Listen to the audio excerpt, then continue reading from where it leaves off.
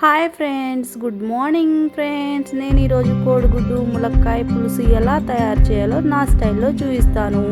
మీకు నచ్చినట్లయితే please comment రూపంలో తెలపండి. నేను కోడిగుడ్లు అనేది 3 ఇలా తీసుకున్నాను. ముందుగా ఉడకబెట్టుకున్నాను ఫ్రెండ్స్. ఉడకబెట్టుకుని అటు చెక్కన్ని తీసేసాను. ఉల్లిపాయలు సన్నగా కట్ చేసుకున్నాను. 4 పచ్చిమిర్చి కట్ చేసుకున్నాను. ములక్కాయ ఒక కాయ అయితే తీసుకున్నాను. అవన్నీ కట్ చేసుకుని పక్కన పెట్టుకున్నాను ఫ్రెండ్స్. ముందుగా కళాయి పెట్టుకుని స్టవ్ వెలిగించి బాండీలో నూనె పోసి వేడెక్కిందో లేదో చూసి నేనైతే ఆ ఉల్లిపాయలు పక్కన కోసి పెట్టుకున్నాను ఫ్రెండ్స్. నేను ముందుగా కోడిగుడ్లు అనేది ఇలా నూనెలో వేయించుకుంటాను. ఎందుకు వేయించుకుంటానంటే పచ్చి వాసన అనేది రాదు, లోపల నీసు వాసన అనేది రాదు. చక్కగా వేయించుకోవాలి ఫ్రెండ్స్. అలా వైట్గా వేసుకుంటే కొంచెం వాసన వస్తుంది. ఎవరి స్టైల్ వాళ్ళది, నా స్టైల్ అయితే ఇది ఫ్రెండ్స్. నచ్చినట్లయితే ప్లీజ్ కామెంట్ రూపంలో తెలపండి. ఎమ్మీ టేస్టీ అయిన కర్రీ ఫ్రెండ్స్. ఎవరు లాస్ట్ దాకా స్కిప్ చేయకుండా చూడండి ప్లీజ్ ఫ్రెండ్స్. ముందుగా కోడిగుడ్లు ఇలా వేయించుకుని పక్కన పెట్టుకున్నాను ఫ్రెండ్స్. తర్వాత తాలింపు గింజలు అనేది వేసాను, తిరగమూత పెట్టాను. అవి వేగినాక 2 ఎండుమిరపకాయలు కూడా వేసుకోవాలి ఫ్రెండ్స్. ఎండుమిర్చి వేసుకోవాలి. కొంచెం నేను ఫోన్ అనేది గజిబిజిగా తిప్పేసాను, ఏమనుకోకండి. కొంచెం కన్ఫ్యూజ్ అయ్యాను ఇక్కడ ఫ్రెండ్స్. ఎండుమిరపకాయలు కూడా వేసేసుకుంటున్నాను. అవి వేగిన తర్వాత కొద్దిగా కరివేపాకు అనేది వేసుకోవాలి ఫ్రెండ్స్. కొంచెం దూరంగా ఉండండి, మొహాన పడుతుంది, చిటపట్లాడుతుంది.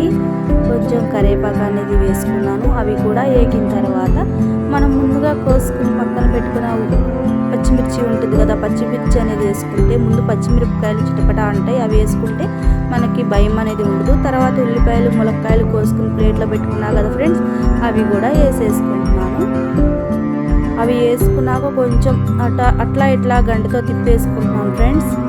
తిప్పుకుని ఒక 2 నిమిషాలు అనేది అలా పక్కన మూత పెట్టుకుంటాను నేను. కొంచెం కచ్చా పిచ్చాగా వేగాలి ఫ్రెండ్స్. తర్వాత దాంట్లో కొంచెం ఉప్పు అనేది వేసుకుంటాను. ఉప్పు అనేది కళ్ళుప్పు వేసుకోవచ్చు, చాయిస్ ఎవరి మీదే. కళ్ళుప్పు వేసుకున్నా ఒక 5 నిమిషాలు మగ్గినాక కొంచెం పసుపు అనేది వేస్తున్నాను. పసుపు కూడా వేసిన తర్వాత కొంచెం తిప్పేసుకున్నాం. గంటితో అటు ఇటు తిప్పుకోవాలి ఫ్రెండ్స్. తిప్పుకుని ఒక 2 మినిట్స్ అనేది మనం మూతేసి పక్కన పెట్టుకుందాం. ప్లీజ్ నా వీడియో నచ్చినట్టయితే నాకు నా స్టైల్లో చేసి మీరు కామెంట్ రూపంలో తెలపండి ఫ్రెండ్స్. ములక్కాయ కోడిగుడ్డు పులుసు కూర భలే ఉంటుంది, ఎమ్మీగా ఉంటుంది. చూసారా ఫ్రెండ్స్, ఇలా వేగితే చాలు. పసుపు ఉప్పు ములక్కాయలకి ఉల్లిపాయలకి పట్టేస్తుంది ఫ్రెండ్స్. పట్టేసిన తర్వాత ఇలా కొంచెం కారం అనేది వేయాలి.